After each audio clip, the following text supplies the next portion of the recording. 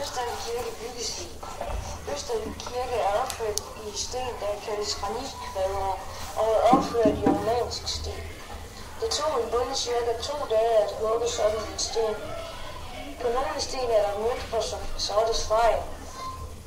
Romansk stil kaldes også rundbuestil i modsætning til den anden gotisk byggestil, den kaldes spidsbuestil. Kirkearkitekturen er den stil, kirken er bygget på, og byggestilen var den blev bygget, da muren var kortest. Østmuren blev repareret, fandt man nogle mønter.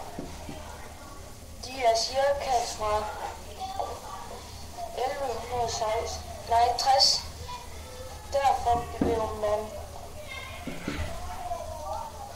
ved man, at kirken er fra den tid cirka 1160. Som I kan se, er der dumme mursten i gulvet, som gulvet. I gamle dage var der brosten eller trampet hårdt i gulvet.